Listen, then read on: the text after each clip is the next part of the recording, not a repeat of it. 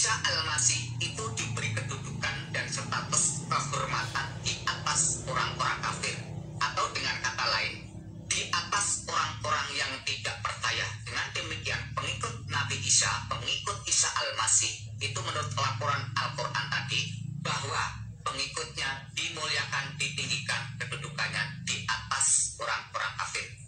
Jelas dan singkatnya bahwa pengikut Isa Al-Masih itu dimuliakan di atas orang-orang yang tidak percaya. Sampai kapankah pernyataan ini? Menurut ayat berikutnya dijelaskan, illa yaumil qiyamah, sampai hari kiamat. Jadi perlu saudara ketahui bahwa sampai saat ini belum terjadi hari kiamat. Maka dengan demikian, siapa saja yang mau percaya dan mau menjadi pengikut Isa Al-Masih, dinyatakan oleh Al-Quran dimuliakan di atas orang-orang kafir. Maka dengan pernyataan ayat-ayat Al-Quran dan penjelasan hadis itu, iman saya sebagai pengikut Yesus Kristus semakin dikuatkan dan mantap. Sebab masalah keselamatan, kalau sampai ditunda-tunda hingga ajal tiba, akibatnya akan fatal dan gagal total, sampai kekal. Sesal dan kesal tiada artinya karena sudah tidak ada jalan keluarnya. Karena itu saya cepat-cepat bertobat sebelum terlambat. Sebab Al-Quran sendiri sudah mengingatkan semua orang dengan tegas dan keras. Wa iminkum ila wariduha kana ala rabbika hatman maqdiyah. Dan tidak seorang pun daripadamu melainkan mendatangi neraka. Hal itu bagi Tuhanmu adalah suatu kepastian yang sudah ditetapkan. Quran surat 19 ayat yang ke-71. Bisa saudara baca di dalam tafsir Al-Asyar oleh Profesor Dr. Hatta. Di sana ditegaskan dengan jelas bahwa semua orang masuk neraka, tidak pandang bulu dia berbuat baik atau berbuat jahat, semuanya tidak akan masuk neraka. Nah, kenapa semua orang masuk neraka? Karena ada ayat Al-Quran yang berbunyi demikian, innahu mayati rabbahu mujriman fa innalahu jahannam la yamutu fiha wala yahya, yang artinya sesungguhnya barang siapa datang kepada Tuhannya dalam keadaan berdosa, maka sesungguhnya baginya neraka jahanam. Dia tidak mati di dalamnya dan tidak hidup. Yaitu Quran surat 20 ayat yang ke-74. Nah, dengan kata lain bahwa setiap orang itu kalau ada dosa menghadap Tuhan, maka baginya adalah neraka jahanam. Di sana tidak diterangkan dosa besar atau kecil, berat atau ringan. Asal manusia itu sudah berbuat dosa, maka akibatnya adalah neraka jahanam kalau sampai datang di hadapan Tuhan. Setelah saya pelajari di dalam Alkitab bahwa Yesus itu mati untuk menanggung dosa umat manusia, dan di situ setelah 3 hari bangkit kembali, maka dengan demikian Yesus Kristus memberikan pernyataan, man amana wa tamada khalas wa ma lam yu'miyudan. Barang siapa yang percaya dan dibaptis diselamatkan, tetapi barang siapa yang tidak percaya akan dihukum. Jadi jelasnya bahwa Yesus mati itu untuk menebus dosa umat manusia. Tetapi yang menjadikan suatu perenungan bahwa selama itu saya tidak mengakui kalau Isa atau Yesus itu mati. Namun setelah saya renungkan kembali dalam pernyataan Al-Quran bahwa Isa itu benar-benar lahir, benar-benar mati, dan benar-benar bangkit.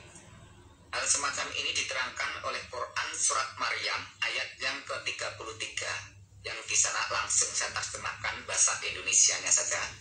Dan kesejahteraan semoga dilimpahkan kepadaku, maksudnya adalah Isa Al-Masih. Pada hari aku dilahirkan, yaitu pada hari Isa Al-Masih dilahirkan. Pada hari aku meninggal, yaitu pada hari Isa Al-Masih meninggal. Dan pada hari aku dibangkitkan, yaitu pada hari Isa Al-Masih dibangkitkan, hidup kembali. Dengan kesimpulan kronologis ayat di atas, pertama, dilahirkan atau hidup, kedua, meninggal atau mati, ketiga, bangkit atau keluar dari kubur, dan keempat, hidup kembali, alias realita kenyataan bahwa yang hidup kembali setelah mengalami kematian itu bukan setan, bukan siluman dan bukan tipuan, melainkan benar-benar Isa. Jadi yang jelas urut-urutannya lahir, meninggal, bangkit, hidup kembali. Dan sekarang kita buka lagi Quran surat Al-Imran ayat yang ke-55. Kita ambil poinnya saja. Hai Isa, sesungguhnya aku akan menyampaikan kamu kepada akhir ajalmu dan mengangkat kamu kepadaku. Dengan kata lain, kesimpulannya, Allah akan menyampaikan ajal atau kematian Isa dan Allah akan mengangkat Isa kepadanya. Jadi di sini juga jelas urut-urutannya, mati, diangkat. Dengan kata lain, mati dulu baru diangkat. Jadi dengan jelas Al-Quran menyatakan bahwa Isa itu benar-benar mati dan benar-benar diangkat. Sesuai dengan pernyataan Alkitab itu sendiri bahwa Tuhan Yesus Kristus sadar benar-benar apa yang akan terjadi dan apa yang akan dialami pada dirinya. Ia telah mengatakan kepada para muridnya terlebih dahulu sebelum sesuatu terjadi. Maksudnya sebelum sesuatu itu dialami kematiannya.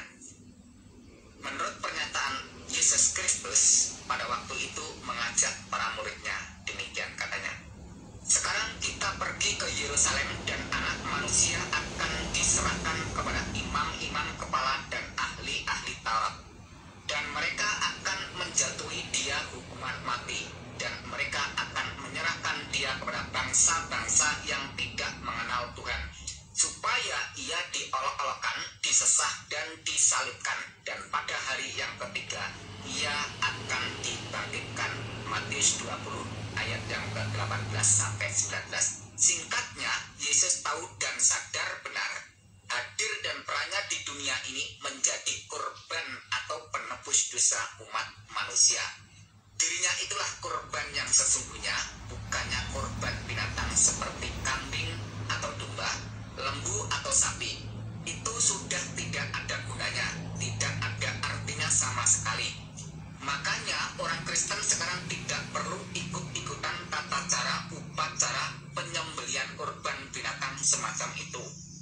Kalau ada orang Kristen sekarang masih ikut-ikutan hal semacam itu, berarti tidak menghargai dan menghormati, bahkan menghina korban yang sejati Tuhan Yesus Kristus itu sendiri. Ingat pernyataan Tuhan Yesus Kristus dalam perjamuan malam, ambillah, makanlah, inilah tubuhku, minumlah kamu semua dari cawan ini, sebab inilah darahku, darah perjanjian yang ditumpahkan bagi banyak orang untuk pengampunan dosa. Matius 26 ayat 26 sampai 28. Dengan demikian, percaya iman sepenuh kepada Tuhan Yesus Kristus, orang itu hidupnya dijamin dengan pasti masuk surga. Tidak ada istilah kata mudah-mudahan masuk surga. Kenapa demikian? Sebab Tuhan Yesus Kristus sudah membuktikan bahwa ia sekarang ada di surga, bahwa ia sekarang berkuasa di surga. Inilah rahasia iman Kristen, korban penyaliban, kematian, dan kebangkitan Tuhan Yesus Kristus. Kalau Yesus Kristus tidak bangkit hidup kembali, imannya orang Kristen mubazir, sia-sia. Sebab mengimani pribadi dan ajarannya tapi tidak membuktikan apa-apa.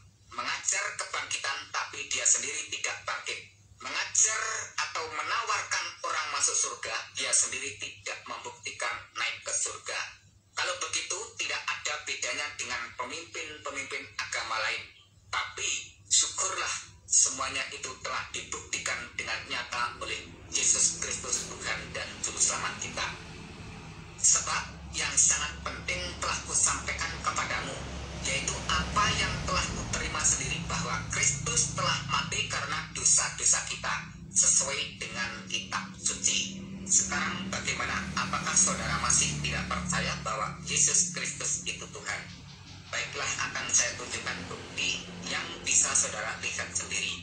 Bukti bahwa Yesus itu Tuhan. Dia berjanji dengan pasti memasukkan semua orang ke surga yang percaya dan beriman kepadanya. Dan saudara ketahui sendiri, terbukti banyaknya orang bertobat dan beriman kepada Tuhan Yesus Kristus dulu hingga sekarang. Di antara salah satu sekian banyak orang adalah saya sendiri. Mungkin saudara berpikiran dengan berbagai macam